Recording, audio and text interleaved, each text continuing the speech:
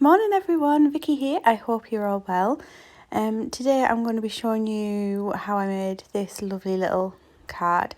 And right at the end there are a couple of others that I did actually make using the batch production of the stamps that I do at the beginning of this. So this is made with the Fawn Happy Howl-O-Ween. Stamping with my Misty using my favourite things Extreme Black. So these little squares are just some Nina cardstock, which is my stamping cardstock of preference when I'm going to use marker colouring.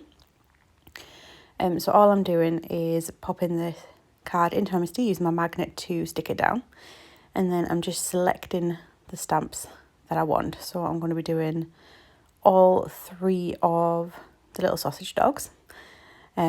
I do love this stamp set. I just think it's adorable that you've got the cute little dogs and you can just dress them up in loads of costumes. So I'm going to make one into the hot dog. One is going to be the pumpkin. And then I need quite a few accessories for the last one because I'm going to do the little fairy princess on one of the dogs as well. The one that's got, it looks like it's got its mouth open because then I can put the wand into the mouth. So I'm just going to close my Misty down just to pick all those stamps up. And then I'm going to ink those up, making sure I actually do get ink on all of it. And just push that down. And then I've got my image. There's a couple of bits that are a little bit paler than I would like. So I'll just give that a second go over, which is the joy of my Misty. And then I have a very nice, completely done set of stamps. And then it's just a case of putting the next piece of paper back in the exact same position, and then I know that the stamps will all be on there because the papers are pretty much exactly the same size. I think there's maybe like 5mm difference on them. So I'll just pop those in there and give them a double dose as well, because you can see there's like the little one on the left ear and things, just needs that little bit more. So this is all four of them stamped. I did just go away while I did the others.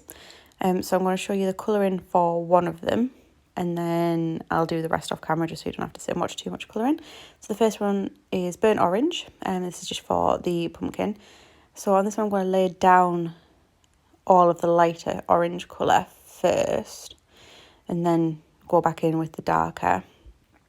As I progress through all the different pumpkin sets that I've got to colour in, I do change up the colouring ever so slightly.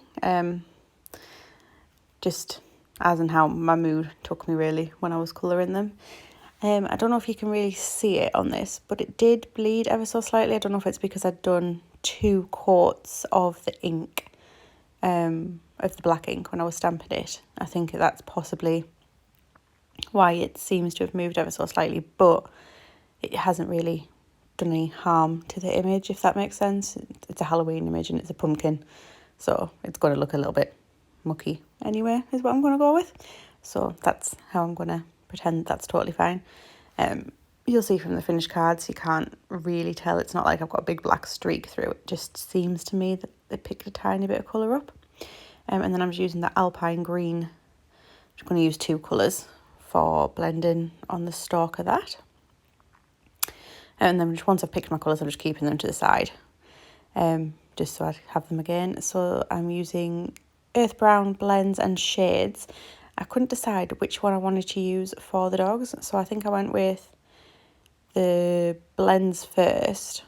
But then I think I did end up using the shades for one of the other dogs because I wanted them all to be 3 different shades of brown, just so that there was a bit of difference between them. I thought if they were all exactly the same shade of brown, it might not be quite as visually interesting.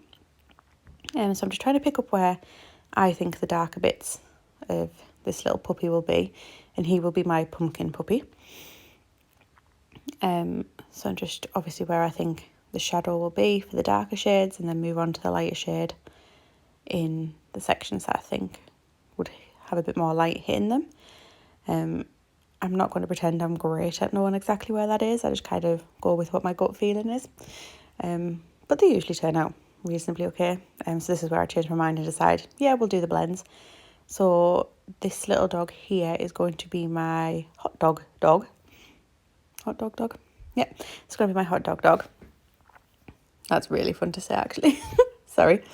So I wanted him to be the darker brown, really, because obviously the bun will be kind of like a brownie shade, and then the sausage itself will be a slightly brownie shade.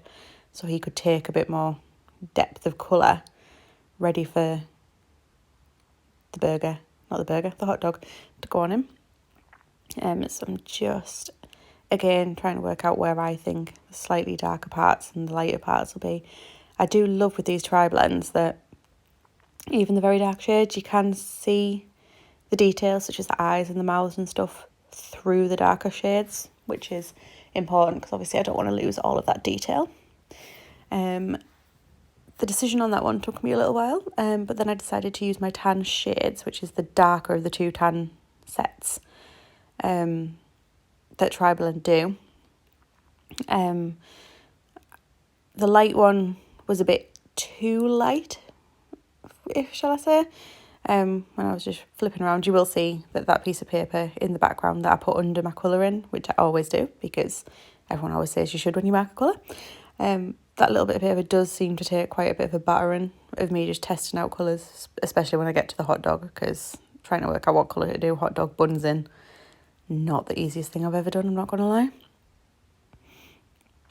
So I'm just getting that filled in. And I really like this little dog. For some reason, I just think she's really cute. I decided this was the girly one that was going to be the fairy, just because she had a mouth open, and I just thought that'd be a great place to stick the fairy wand. So that's the 3 dogs coloured in. So then I'm going to work on the tutu. So I'm going to use the the pale pink shades, I think that was. Sorry, I'm hoping you caught it. I thought I held it for a little bit longer to show you guys, but evidently not. I decided to colour the skirt and the wand and the crown all in the same colour, because I noticed when I was a kid, I don't know if anyone else did, that when you got little sets that made you into princesses, they did tend to all be the same colour. I think the only difference I made when I did the rest of them was I did the stick of the wand a slightly different colour. And then what I'm doing is taking the palest of these shades and my blender, colouring in the wings with the blender, putting a tiny drop of the pink down, and then blending it back out with the blender again, just so it kind of has a hint of pink, but they're not completely pink, because I thought that would be a bit too much pink. And then the bun. So here's the fun bit. So this is the red brown, is the one that I use for my actual hot dog itself in the bun, because hot dogs to me look kind of a reddy brown. And citrus blend for the mustard, because I watched something on TV that said a lot of people really don't think that you should put ketchup on a hot dog, which is what I do because I don't really like mustard, but still. So that's the gold brown, which I decide against for my burger bun. You'll see I do try this quite a lot of these. That was muted brown, which I didn't like either. And then that was tanny brown, I think. And then next one, as you can see, I went through quite a few of these. This is the part where I'm staring at my desk. I thought I'd even try flesh tones, but that didn't really work either.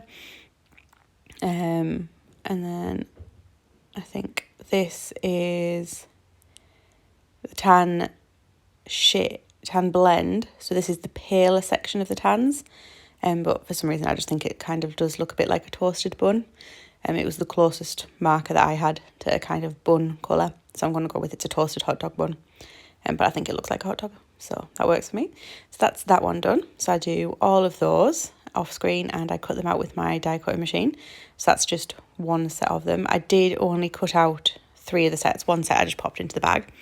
So this is my favourite things paper. So I'm taking the green and then I'm taking the blue with the stars, so I can make a kind of grass on the sky background.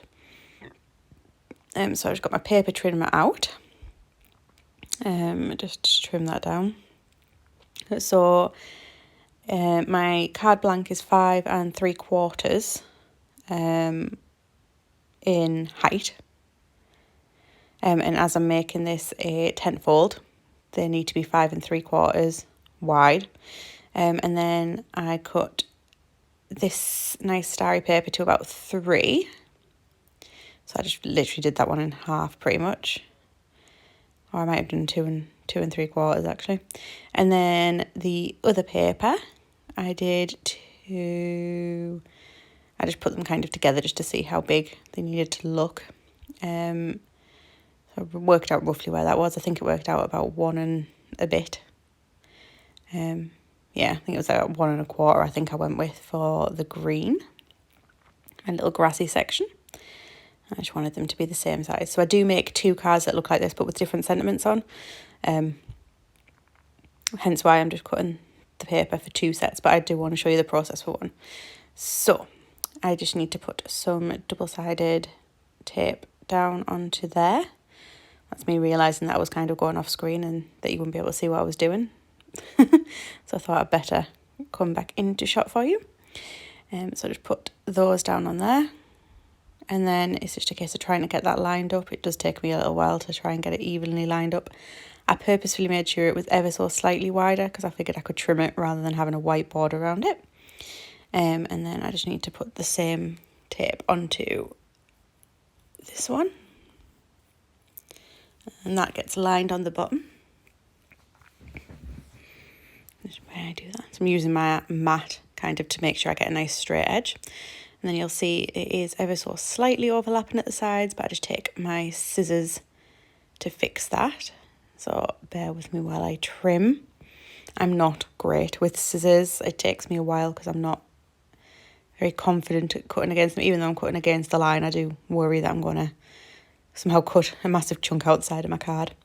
But I do like the way that the background turned out just with the papers rather than doing any blending today. And then I just need to work out where I'm positioning my dogs so that I can put my sentiment onto here as well. So I'm going back into my stamps and I'm going to use the Happy Howl-O-Ween sentiment. I do love a pun. I really, really do. It makes me really happy. And so I'm just working out roughly where I want that. So I know that I've got quite a lot of space to work with in the sky on this one.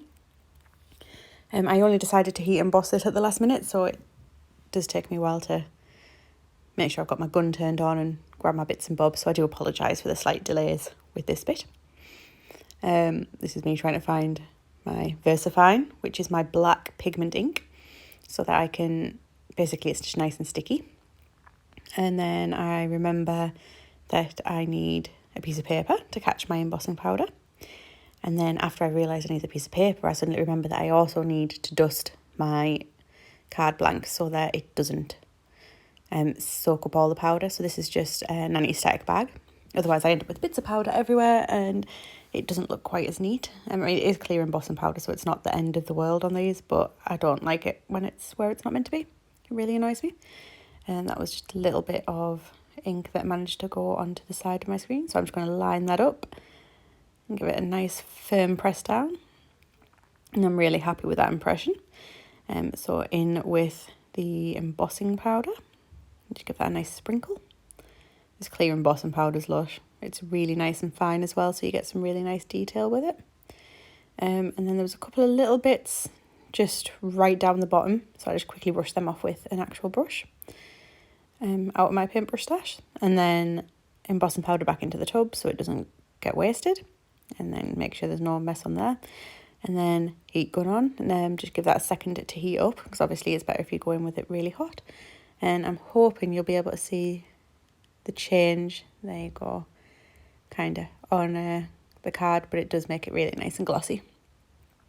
Once it's on there, I do love heat embossing. I think it's just fun and it makes the sentiments seem a bit more sturdy, maybe, like they're going to last, which is always good.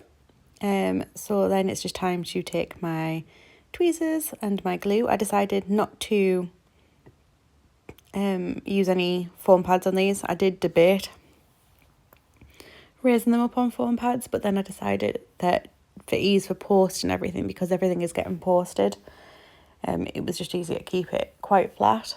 And I also couldn't decide whether or not I would have the dogs raised and the costumes flat against the dogs, or the dogs flat against the background and the costumes raised. It was a whole other consideration, so I decided that this was the easier option. So I wanted my little pumpkin dog was going to go in the middle, and then the other 2 dogs at either side kind of facing him as if they're having a little party. was kind of where I was going with my placement for these. So I'm just making sure there's plenty of glue on, because the last thing I want is for my little dogs to come flying off my card, because that would make me really sad, because they're adorable. So there's the dogs nicely down there, and then I'm going to go and place the pumpkin over the little guy in the middle, just make sure his head's peeking out, and pop that down there. And I think I just need his little hat. There was one where the dog didn't get cut out quite as perfectly as I wanted him to, so I kind of used the hat to cover where the slight excess of white outline was, which I was quite pleased with. My little sausage dog next is going to get his bun wrapped around him, like that, which I just think is so cute. I'm sorry, a little sausage dog dressed like a hot dog. It really makes me happy, I'm not going to lie. And then to decorate the little fairy, so we need to pop her little tutu on. I think it's adorable when she's dressed like a little fairy, and I think she looks very sassy as well, which I like. She's a very sassy dog. Pop a little crown on her head, because, you know, every queen needs a crown. And then I think next I've got her little wings, which I'm actually really pleased with the way the colouring looks on those, just with a little hint of pink in them. And then her wand, I realised that I kind of wanted it to go under her mouth, so I did pick it up slightly and then have to give a bit of a replace, but it worked. Excuse me. And then I'm just making sure they're all down, and that is actually that card done. So I hope you like that one. These are just the other quick ones I did, so this is exactly the same, but no tricks, just treats is my sentiment that I've gone with on that one. And then the next one is just using some other papers that I had around. I hope you like these cards, and if you want to see more, please feel free to subscribe and hit the little jingly bell if you want to be notified when my next videos go up. I hope you like these, and I hope you all have a lovely day crafting if that's what you're going to do, and I hope it's inspired you, and I will see you all next time. Yeah, so thanks. Bye guys.